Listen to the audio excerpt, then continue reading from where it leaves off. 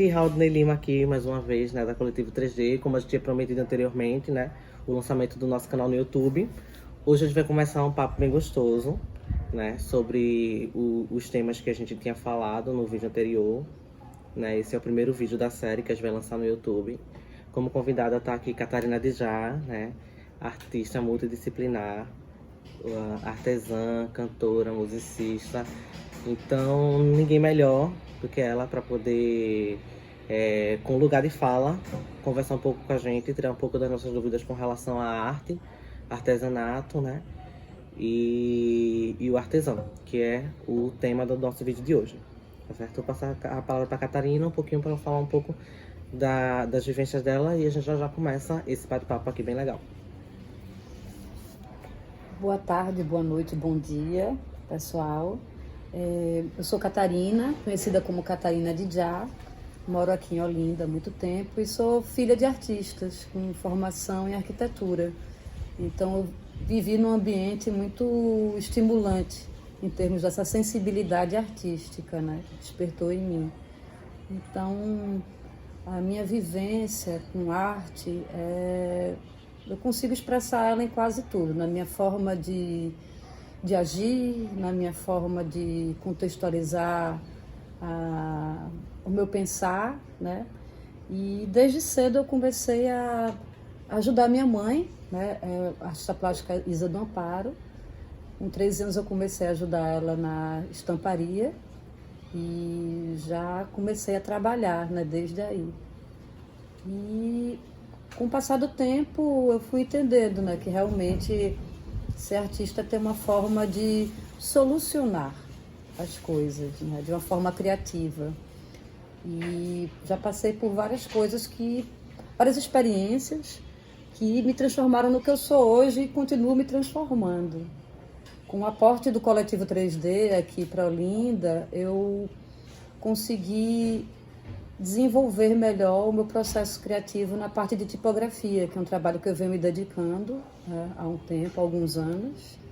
E o que foi bacana é que eu hoje em dia me sinto mais livre para criar. Eu não tenho necessariamente que ficar repetindo, né? Depois que eu crio, a máquina é que produz para mim. E eu não sinto que eu perca a identidade ou que vire uma coisa fria, né? Como às vezes a gente vê, tem essa questão do industrianato que a gente vai abordar mais para frente. Eu sinto que minha identidade está lá e eu fico muito feliz com isso, porque eu me sinto mais aliviada, com mais tempo para poder realmente fazer o que eu gosto, que é criar. Importante é esse termo que Catarina usou, porque vai ser um termo que ela mesma vai definir pra gente bem legal mais pra frente, né? É muito interessante que ela falou sobre manter a identidade dela nas peças que ela produz, né? Mesmo sendo reproduzida com a máquina, mas ali tem a criatividade dela, tem a padronagem mesmo, né? A padronagem dela no contexto da arte como um todo. Eu trouxe um texto para ler nesse vídeo do PAB, né? Eu vou usar o celular de Catarina emprestado, porque o meu tá fazendo a gravação desse vídeo nesse momento.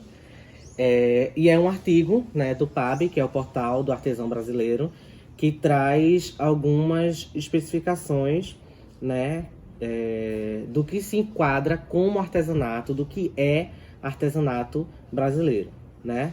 Então, as perguntas começam da seguinte forma: o que é o artesanato? O artesanato é toda a produção resultante da transformação de matérias-primas em estado natural ou manufaturada, através do emprego de técnicas de produção artesanal que expresse criatividade, identidade cultural, habilidade e qualidade. Essa pergunta é muito interessante do que é artesanato, porque é uma das perguntas que a gente mais... Só um momentinho que a gente vai receber um cafezinho aqui da Estação Café, já fazendo publi. Obrigada. Estação Café aqui sempre cuidando da gente muito bem. Obrigado, amor. Então, é o primeiro ponto para a gente iniciar essa conversa, nesse debate, porque a gente, da Coletivo 3D, constantemente é bombardeado, né, por diversas pessoas, sendo artesãs ou não, nos perguntando sobre se o tipo de arte que a gente constrói, se o tipo de material que a gente fornece vai substituir o artesanato que já se conhece, o artesanato padrão, o artesanato que faz parte desse contexto de artesanato na qual eu li agora para vocês.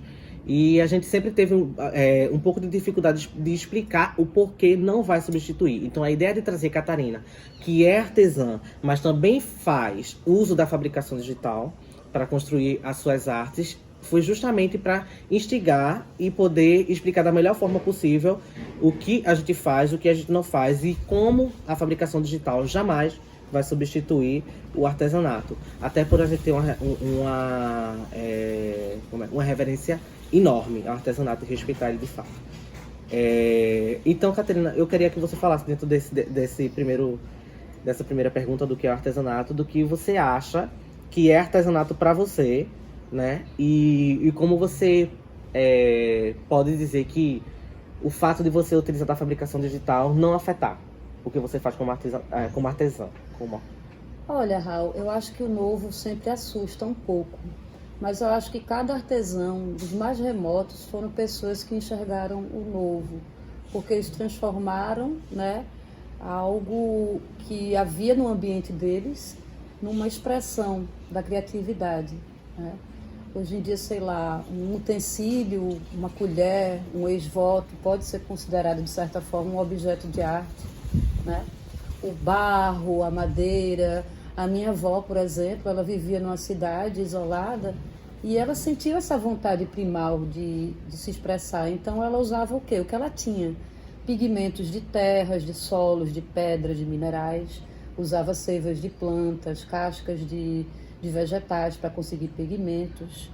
Então eu acho que em todo artesão há, de certa forma, um inconformista, um transgressor, né? Muitos viram mestre, criam escola. O que assusta, talvez, assim, acho que as tecnologias, elas vêm para um bem e para um mal também, né? Elas têm que saber usadas de forma que tenham essa reverência, como você usou, né? Hoje em dia a gente vê esse impacto do industrianato. A gente vê, por exemplo, aqui em Olinda, o impacto de lojas grandes, de empresários, que compram um material para vender que ele não tem mais essa coisa do manufaturado. Eu não sou puritana a ponto de achar que tudo tem que ser manufaturado, mas eu acho que o feito à mão, de certa forma, perdeu um pouco o valor para o público massivo, né? E o que é que acontece? A tecnologia, muitas vezes, ela é usada de uma forma que ela acaba tirando o ganha-pão de um artesão genuíno, né? Porque a gente vê uma apropriação de uma identidade e repetida inúmeras vezes e pode encher os olhos a princípio com o preço baixo, né? Mas eu acho que em tudo que a gente consome a gente tem que entender o que é que está envolvido, né? Exatamente. Porque a gente pode estar tirando o ganha-pão de alguém ou compactuando com um consumo que se a gente soubesse mesmo, pesquisasse mais um pouquinho, a gente não compactuaria, né? Eu já vi, por exemplo, cangas com motivos turísticos, de monumentos, de festas populares e tal, né, sendo vendidas em grande escala, que são de uma cadeia que também não é bacana, essa coisa meio que escravagista, né? Desumanizada. Então, um cara, por exemplo, que faz aqui em Olinda, um artesão, uma canga pintada à mão, essa forma extrativista como o industrianato é feito e como ela chegando, ela destrói toda uma cadeia produtiva, porque para comprar o tecido é complicado, né? E o que é que acontece? O custo-benefício dele revender algo pronto, que é fabricado em outro país, executado por outros, por questões, né, políticas e econômicas, com pessoas super mal pagas, acaba sendo mais rentável do que ele produzir. Então, aí que está o desequilíbrio, né? E a gente tem que ter essa noção do que a gente está consumindo. No meu caso, eu acho que ter acesso à tecnologia foi uma coisa boa, né? E o cuidado que a gente tem de manter um cuidado estético e de identidade faz o diferencial, né? Mas há essa coisa complicada que a gente tem que avaliar da questão do industrianato. Há o artesanato, né? Que não necessariamente ele precisa ser feito de uma forma primitiva, né? Há dados também que outra coisa que oprime muito o artesão é o atravessador, né? A pessoa que vai lá no artesão, que está lá isoladinho, que faz aquilo, ele precisa muitas vezes de pouco realmente para viver, mas que compra aquilo ali e dependendo do contexto onde se coloca, agrega não sei quantos mil% de valor em cima, né? Há também uma depreciação na negociação do trabalho da pessoa. Ah, mas esse aqui está com uma falha. A falha é que é bonita. A falha mostra que aquilo foi feito por um ser humano, né? A energia de um artesanato, de uma criação, né? De um objeto desse, feito por mãos, é uma coisa linda, né? As pessoas precisam ter essa sensibilidade de entender, diferenciar. Você vai hoje em dia, minha tia morou um tempo na Itália, ela viu renda renascença feita industrialmente, né? Made in China. A gente vê aqui, por exemplo, em algumas lojas, um pá de inciso made in China. E acaba que tira espaço, né? A gente vê história, por exemplo, de holandeses e belgas que pegaram padronagens ancestrais de povos africanos e repetiram e tiraram a identidade e o ganha-pão dessas pessoas, o sentido naquilo, né? Então, tem que se ter essa sensibilidade e esse cuidado, que é uma coisa que eu acho que vocês têm tido muito essa preocupação. Só o fato de estar abrindo-se esse debate aqui, esse diálogo, eu acho muito salutar para esclarecer a todos. Exatamente, e quando a gente. E é uma coisa que a gente realmente busca muito, a gente se atém muito a isso, né? Justamente por já ter recebido diversas perguntas e por a gente de fato entender o nosso espaço nesse trajeto todo. Obviamente que a gente vai falar mais sobre a atuação da gente no terceiro e último vídeo, que é onde a gente vai falar de fabricação digital, de fato, que é a nossa área de atuação, né? Mas como a gente nos consideramos ajudantes e potencializadores do artesanato, né? E especificadamente do artesanato local, né? No caso aqui, o Histórico de Olinda, que é onde a gente atua. É muito interessante a tua fala com relação à questão do industrianato, porque, de fato, aqui dentro do artigo, ele traz essa menção ao fato de que ferramentas que são utilizadas para para a produção do artesanato, elas são ferramentas na mão do artesão que vai ser utilizado como tesoura, martelo, vamos supor assim, algo que vai contribuir para a formação daquele determinado artesanato, mas que ele não vai construir o artesanato como um todo. Essa é a diferença da fabricação digital para o artesanato, eu acredito, né? Que é justamente o fato do artesanato ser moldado por mãos, ser construído totalmente, ser pensado, concebido. Exatamente, por uma pessoa. Então, justamente a questão de nunca sair uma peça idêntica a outra, pela questão da originalidade, da exclusividade, por ser um trabalho manual mesmo, eu acho que isso é bastante interessante para que algo seja considerado artesanato, né? Além de que o próprio artigo fala dessa questão dos usos dos materiais, de pegar algo, como você mesmo citou, né, da sua família, que pegava um material, pigmento natural, pedras, e conseguir construir arte em cima daquilo. Isso, de fato, é que a gente pode considerar artesanato. Não pegar algo pronto, ou algo simplesmente que existe na internet e fazer algumas modificações digitais e considerar isso como artesanato. Então, não, a gente não faz artesanato, porque a gente não tem esse trabalho manual de construção, de desenvolvimento, como é que eu posso dizer? De transformação das matérias. Isso é feito pelas máquinas, não somos nós que fazemos. E mesmo que a gente utilize até ferramentas para fazer isso, boa parte dessa produção é feita totalmente por ferramentas ou por máquinas, não tanto pela gente. A gente faz o trabalho de manuseio da máquina, mas esse trabalho é técnico, não artístico, entendeu? Ele não é um manuseio artístico com a intenção de criar algo artesanal, né? É bom pensar nisso. E eu queria também, Catarina, perguntar uma coisa a você, que é um termo que a gente já utilizou bastante.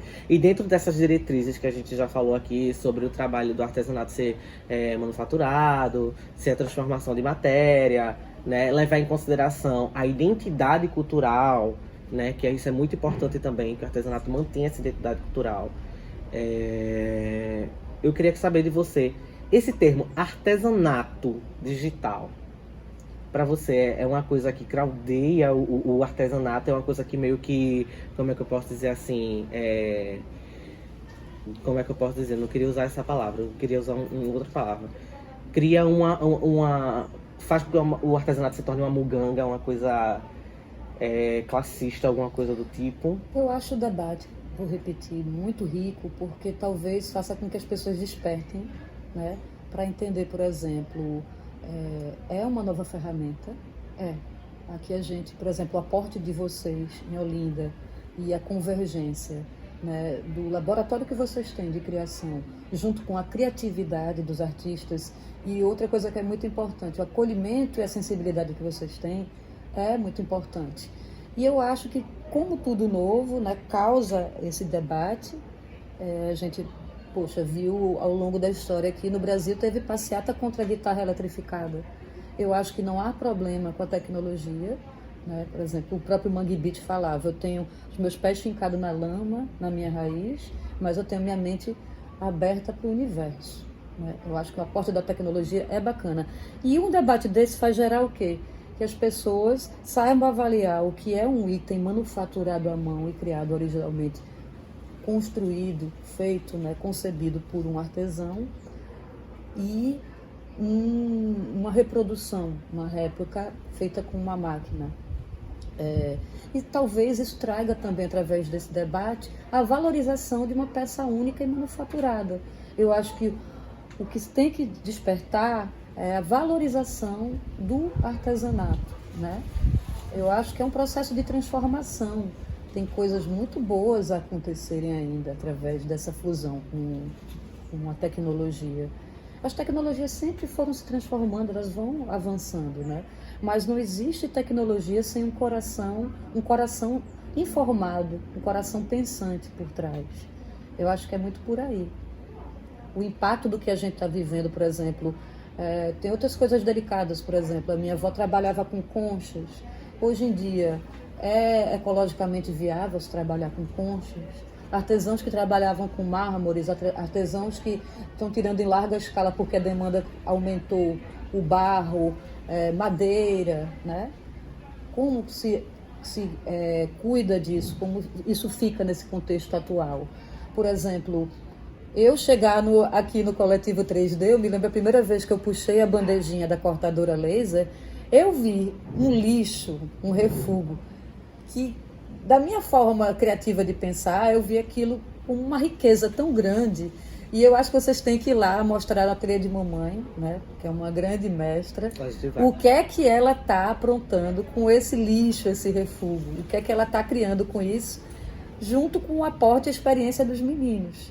Então, eu acho incrível o que está acontecendo por aqui, né? Vocês foram o primeiro laboratório a aportar aqui em Olinda, e eu acho que foi um acolhimento mútuo de vocês conosco e da gente com vocês, uma identificação muito bonita, né? E tem muita coisa para se fazer ainda, muita. Acho que se a gente manter-se, né, que vai se manter, vem coisas muito bacanas daqui para frente. E sempre com esse pensamento também do impacto que se gera no ambiente. Isso é muito importante. Isso, exatamente. Eu vou dar um pouco da minha opinião sobre o que eu acho também sobre essa questão do artesanato digital, porque é uma coisa que eu debato muito com o Rafael, né, o meu sócio aqui na Coletivo 3D, que eu, como uma pessoa que sou da área de design, que construo determinados tipos de artes, né? E entendo a diferença sobre arte manual, sobre arte digital e artesanato digital. Eu não gosto muito dessa palavra porque eu entendo que eu não tenho habilidade artística do desenho à mão propriamente dito, lápis e papel, Eu entendo que as ferramentas que eu estou utilizando dentro de um software me ajudam na construção de uma determinada arte. Então, com isso, eu já me sinto distanciado do universo artesanal da coisa, entendeu? Eu sinto que aquilo que eu estou fazendo é propriamente máquina, entendeu? Eu estou utilizando de uma máquina para fazer uma arte e depois eu vou utilizar de uma outra para construir essa arte. E mesmo que ela se torne um objeto, ela foi feita digitalmente. Então eu prefiro chamar muito mais de arte digital do que artesanato, por entender e por reverenciar a ideia do artesanato manufaturado, por entender que a tecnologia ela vem muito mais para somar do que para substituir. Então, sempre que eu falo, as pessoas que nos abordam com esse tipo de pergunta, a gente vem muito mais para somar do que para substituir. Uma coisa muito importante que eu gostaria de citar é o fato de a gente estar registrando as artes de Catarina. A gente não está criando ou substituindo o tipo de arte que Catarina já fazia outrora. Pelo contrário, quando a gente vetoriza a arte de Catarina, a gente está criando um catálogo digital. A gente está criando um portfólio para ela digital de todas as padronagens de bandeirolas que ela já fez. Então, é muito mais para somar, é muito mais para trazer para salvaguardar, né? A nível de registro histórico mesmo, mas nada além disso. Não é para replicar, não é para fazer uso do industrianato, como ela mesma citou, é simplesmente para potencializar o que já tem uma potência imensa, obviamente, que é o artesanato de Catarina, mas potencializar no sentido de somar mesmo, de contribuir de alguma forma. A gente quer contribuir de alguma forma, a gente não quer ficar para trás, fazendo coisas que... Sabendo que a gente pode fazer coisas que podem ajudar, que podem contribuir para o artesanato local, e nem muito menos estar aqui nesse papel de substituir, justamente. Eu vejo, por exemplo, quando eu sento com você para aprender a vetorizar, né, há uma troca de conhecimento ali. A sensibilidade que você já pegou, por exemplo, de como é o meu corte, como, né, tratá-lo sem perder a identidade, isso já demonstra muita coisa, né? Você não passa por cima, você teve a sensibilidade realmente, né? Eu acompanhando ali, eu vejo, e eu até, assim, aprendo muito, porque eu, por exemplo, se eu fosse fazer o trabalho que você tem feito, né, e que estou aprendendo a ver, a forma como você acolhe ele, eu faria de outra forma. Então, eu reaprendo muito com você essa linguagem de como manter a identidade do meu corte, porque eu fico brincando, eu não desenho mais, eu recorto, eu sou uma picotadeira. E se eu fosse pegar, eu faria uma coisa muito mais estéril. Eu ia querer centralizar tudo, deixar tudo muito uniforme, tá entendendo? Então, quando eu sento ali com você, eu aprendo a cuidar disso, dessa identidade. Que a beleza é justamente ser o imperfeito. Justamente. O imperfeito, ele tem identidade, né? Uma máquina, ela pegaria fontes pré-feitas, pré-moldadas e faria ali, né? E não teria a alma, a identidade, que é uma coisa até subliminar. As pessoas olham e elas se identificam, né? É uma coisa meio que subliminar mesmo, né? Então essa sensibilidade é muito importante. Não adianta você chegar numa gráfica, num laboratório, onde você não vai ter esse acolhimento. Eu acredito que é manter esse aspecto tátil, né? O artesanato, eu acho que vem justamente da questão tato, artesanato tato, o do feito à mão. Obviamente que a mão da gente não tem essa, como é que eu posso dizer? Essa questão simétrica que uma máquina tem, milimétrica que uma máquina tem. Então, se a gente deixa essas imperfeições, entre aspas, entendeu? É artística, é artesanato, dá essa ideia tátil de que aquilo foi cortado à mão ainda. E é isso que mantém a identidade, né, do seu artesanato. E fica justamente essa diferença. A arte e artesanato são coisas diferentes, né? Eu sempre digo a Rafael que arte pode ser até um ponto preto na parede branca.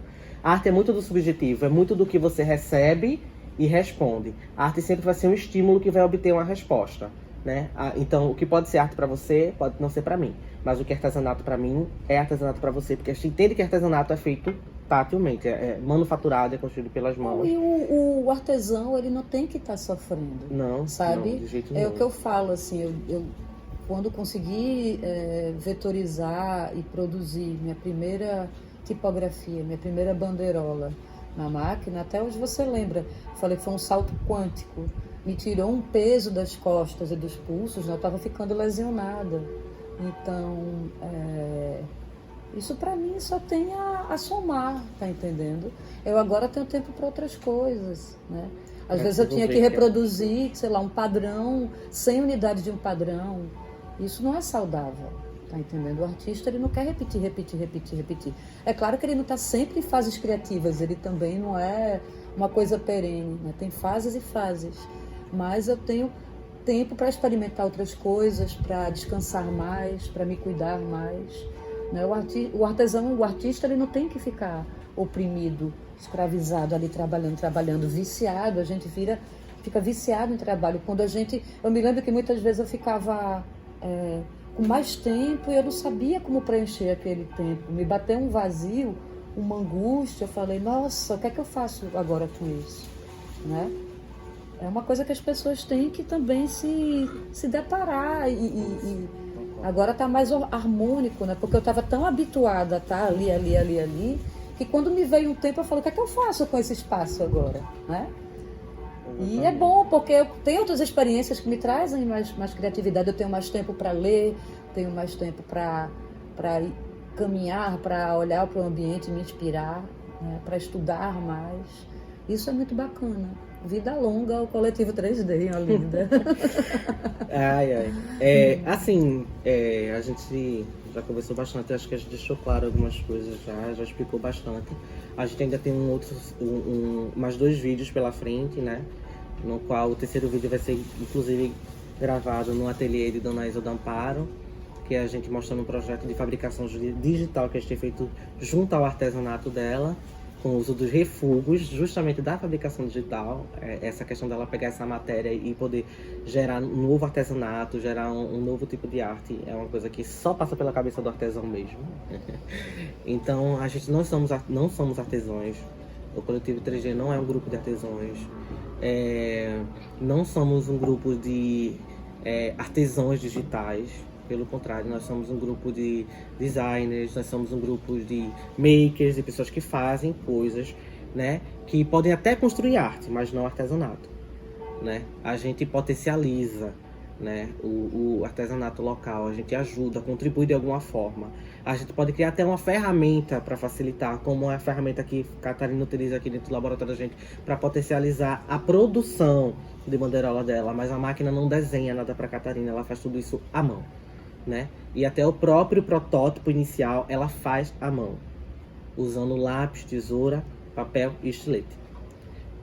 E a mente dela, com certeza.